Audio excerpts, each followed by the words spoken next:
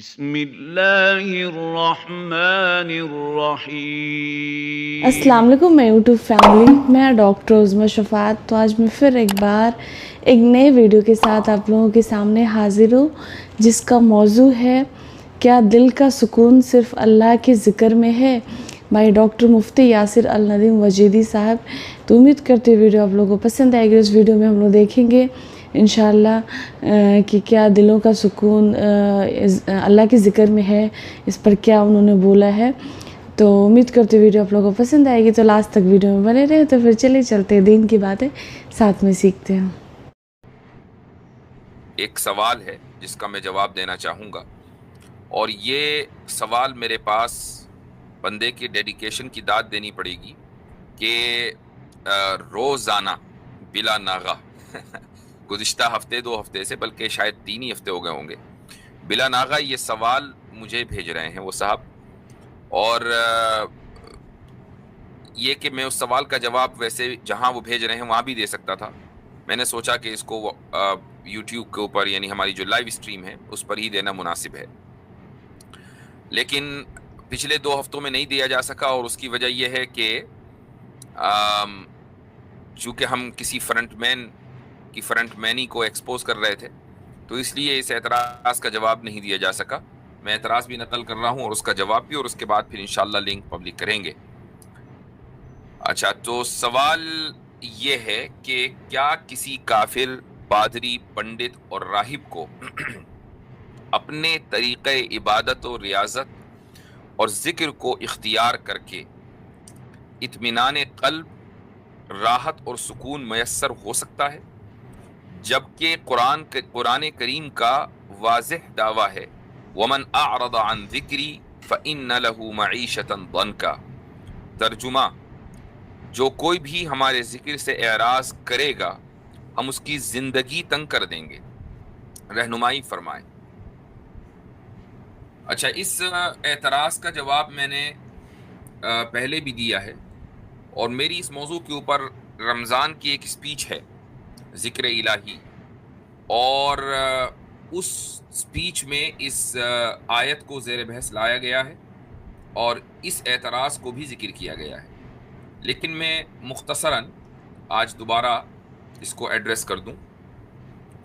دنیا میں سب سے پہلے تو یہ ہے کہ سورہ طٰہٰ کی آیت نمبر 124 ہے، اللہ تعالیٰ فرما رہے ہیں کہ میرے ذکر سے جو شخص بھی روگردانی کرے گا، اعراض کرے گا، یعنی میرا ذکر نہیں کرے گا، مجھے یاد نہیں کرے گا، تو اس کی زندگی ہم تنگ کر دیں گے۔ اچھا، اب یہاں 2 طرح کے لوگ ہیں۔ کچھ لوگ تو وہ ہیں کہ جو خدا کو مانتے ہی نہیں، اور اس وجہ سے وہ خدا کا نام نہیں لیتے، تو ہم یہ دیکھتے ہیں کہ ان کی زندگی بہت سے، سبھی نہیں، ان میں سے بہت سے لوگ ایسے ہیں کہ جن کی زندگی بہت شاندار گزر رہی ہے، بڑی لگژری لائف ہے، عیش و عشرت ہے، ان کو اس دنیا کی زندگی میں جو کچھ چاہیے وہ ان کو میسر ہے، یہ ساری چیزیں ان کے پاس ہیں۔ ایک تو گروپ وہ ہے۔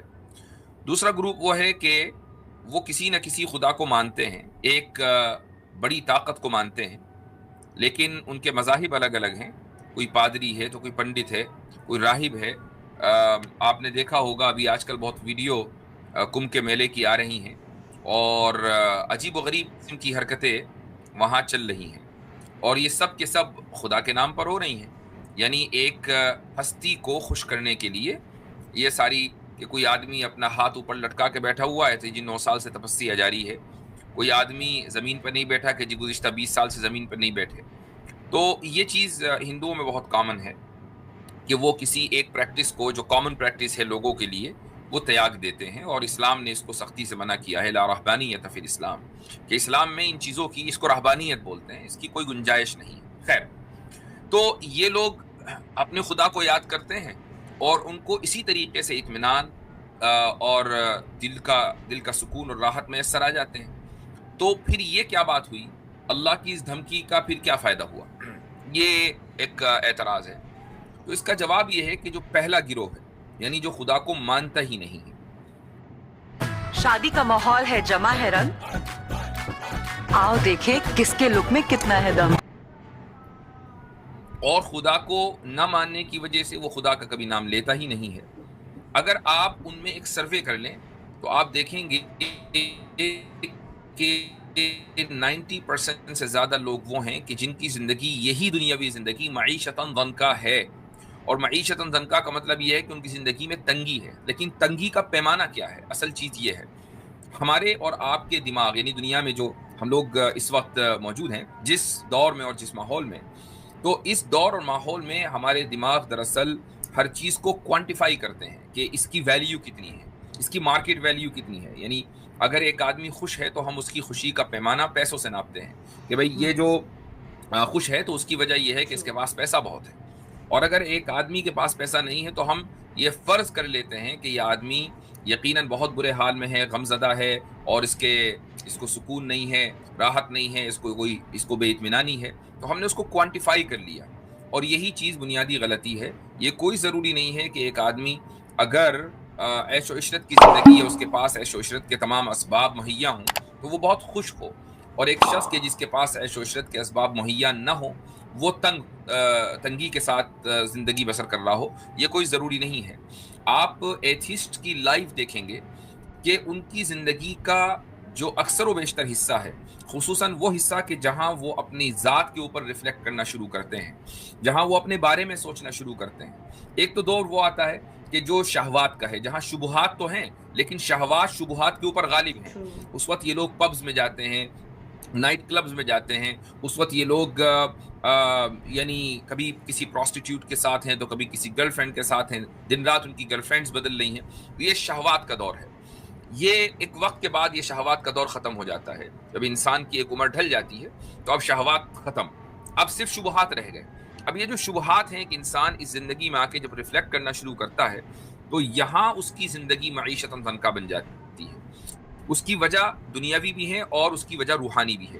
روحانی اور فطری وجہ تو یہ ہے کہ ہر ایک انسان دراصل فطری طور پر کسی نہ کسی ہستی کے ماتحت رہنا چاہتا ہے، پاورفل سپریم پاور کے ماتحت رہنا چاہتا ہے، اور اس نے پوری زندگی اس طرح گزار دی کہ سپریم ہستی کے تحت وہ ہے ہی نہیں.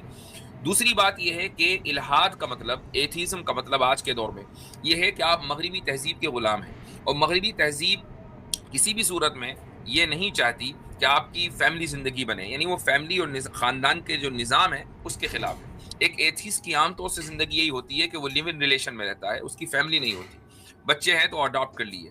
جب یہ شخص شہوات کے لیول سے نکل کر خالص شبہات کے ساتھ زندگی گزارتا ہے، فیملی اس کی ہے نہیں، عمر اس کی ہے نہیں کہ اس کی گرل فرینڈز آئیں، تو یہ سب چیزیں جب ختم ہو گئیں اب وہ صرف تنہا ہے، اور ریفلیکشن اب بڑھ رہا ہے، کانٹمپلیشن بڑھ رہا ہے. ایسے موقع کے اوپر اب اس کی زندگی معیشتاً ضنکا بن جاتی ہے، اس کے یہاں تنگی آنا شروع ہوتی ہے. آپ سروے کر کے دیکھ لیں، اکثر ایتھیسٹ کو آپ اسی طریقے سے پائیں گے.